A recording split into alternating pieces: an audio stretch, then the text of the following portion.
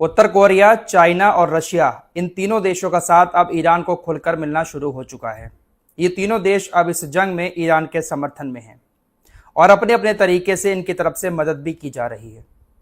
साथ ही साथ middle east में ईरान ने अब अमेरिका और इसराइल को एक आर्थिक नुकसान पहुंचाने का प्लान बनाया है।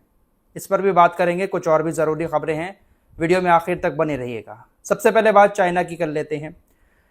28 फरवरी को यह जंग शुरू हुई थी।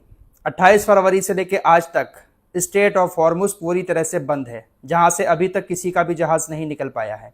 कोई जहाज वहां से निकलने की कोशिश करता भी है तो उस पर ईरान की तरफ से हमला कर दिया जाता है, जहाज में आग लग जाती है। आज सुबह के वक्त में भी एक मालवाहक जहाज पर ईरान की ड्रोन बोट के जरिए टारगेटेड हमला किया गया। हमले के बाद जहाज में आग लग गई। ये जहाज दुबई के पोर्ट से निकला था और स्ट्रेट ऑफ हॉर्मुज को क्रॉस करने की कोशिश कर रहा था।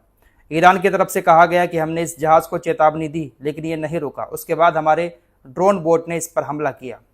हमले के बाद की कुछ तस्वीरें सामने आई हैं। कुछ इस तरह से नुकसान जहाज को हुआ है।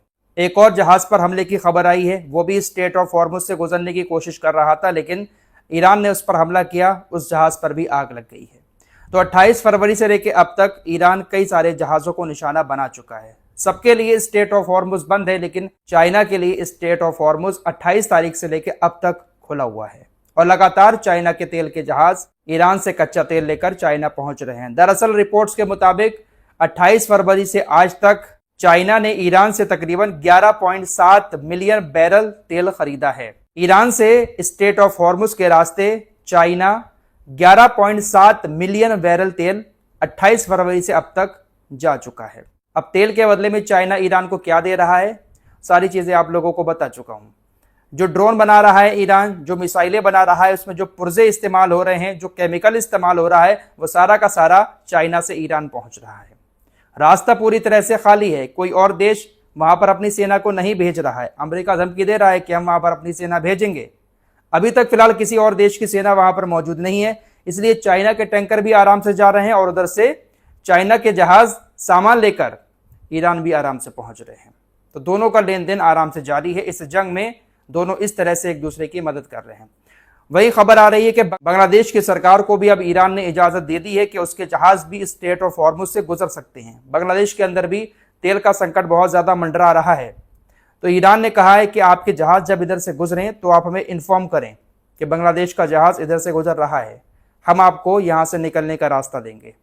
काफी रिक्वेस्ट के बाद बांग्लादेश को इजाजत दी गई है। फिलहाल भारत और ईरान के विदेश मंत्री के बीच एक लंबी बातचीत भी हुई है फोन पर, तो हो सकता है कि भारत के लिए भी रास्ता खोला जाए। वैसे भारत समुद्र में फंसे तेल को खरीद रहा है। भारत का कहना है कि हमारे पास तेल की कमी नहीं है, पेट्रोल डीजल हमारे पास बहुत ज़्यादा है। हालांकि गैस की किल्लत कई सारी जगहों से सामने आ रही है। गैस की कमी भारत देश में कई सारी जगहों पर देखने को मिल रही है। काला बाजारी भी जिसके चलते हुए बढ़ गई है। सिलेंडर महंगा मिल रहा है बहुत सारी जगहों पर ब्लैक में। फिलहाल गैस की कमी देश में कई सारी जगहों से सामने आ रही है। हालांकि ये सरकारें दावा कर रही हैं कि गैस की भी कमी नहीं है, पेट्रोल डीजल की भी कमी नहीं है। देखते हैं कि क्या होता है। अब बात करते हैं रशिया की। रशिया किस तरह से ईरान के साथ है।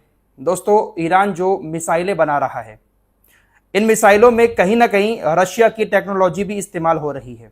खबर आप लोग सुन ही चुके हैं कि ईरान के शाहिद 136 ड्रोन को मारने के लिए यूक्रेन से ड्रोन मंगाए गए हैं और यूक्रेन के ड्रोन्स को कतर, सऊदी अरब, यूएई जैसे देशों में तैनात भी कर दिया गया है। यूक्रेन से ड्रोन इसलिए मंगाए गए हैं क्योंकि ईरान ने अपने ड्रोन रशिया को भी दिए थे। यूक्रेन और रशिया की जंग में रशिया ने यूक्रेन के ऊपर उन ड्रोन से हमला भी किया था। तो ऐसे दावे किए जा रहे हैं कि यूक्रेन ने अपने ड्रोन से रशिया के ड्रोन को मारा था, जो ईरान का ड्रोन था।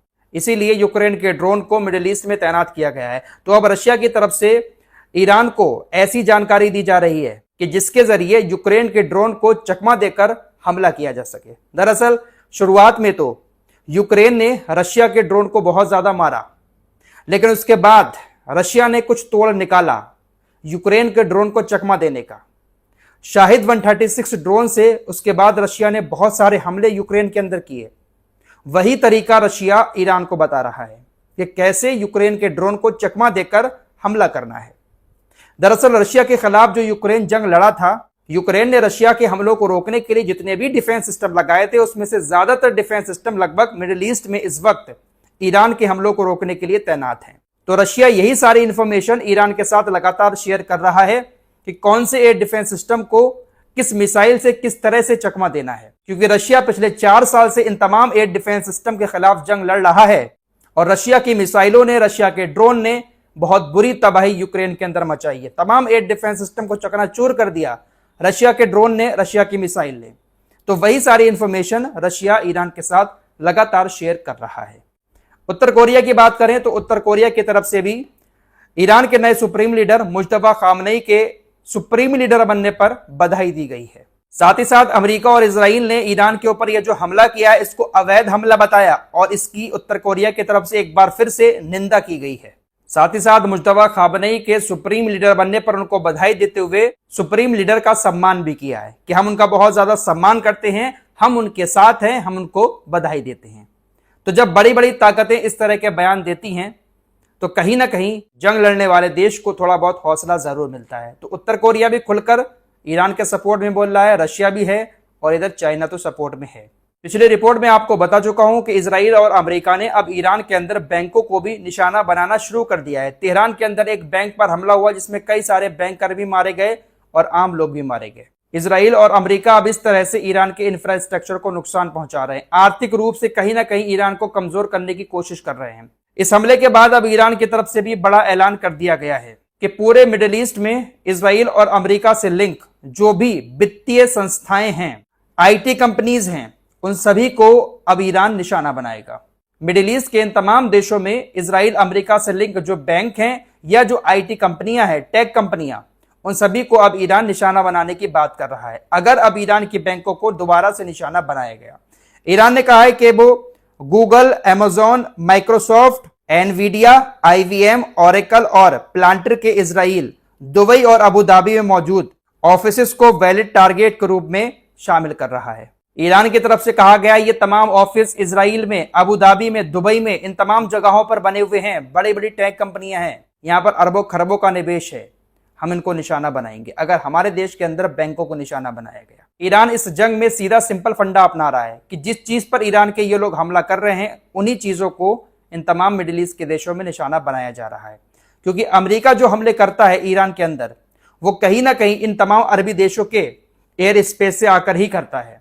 क्योंकि अमेरिका के लड़ाकू विमान इजराइल में ज्यादा नहीं खड़े हैं, इन तमाम अरबी देशों में जो ठिकाने बने हुए हैं, सैन्य ठिकाने, वहीं पर ज्यादा हैं। उधर से इजराइल आता है और इधर से अमेरिका के लड़ाकू विमान उड़ते हैं और हमला करके ये लोग चले आते हैं। फिलहाल इस बार अमेरिका का सामना सबसे खतरनाक देश से हुआ है। अमेरिका ने बहुत सारी जंगें लड़ी हैं, सीरिया को दबाया, इराक को दबाया, लीबिया को दबाया, वेनेजुएला को भी उन्होंने दबा दिया, लेकिन इतना तगड़ा देश पहली बार अमेरिका के सामने आया है। देखते हैं कि अमेरिका कब तक इस जंग को खींचता है। फिलहाल ऐसी खबरें आ रही हैं कि वित्तीय नुकसान पहुंचाकर, आर्थिक रूप से ईरान को कमजोर करके ये लोग जंग बंद कर देंगे। उसके बाद 1-2 साल तक ईरान की पब्लिक को उकसाकर एक बार फिर से सत्ता परिवर्तन कराने की कोशिश करेंगे, क्योंकि ये लोग हथियारों से ईरान को नहीं हरा सकते।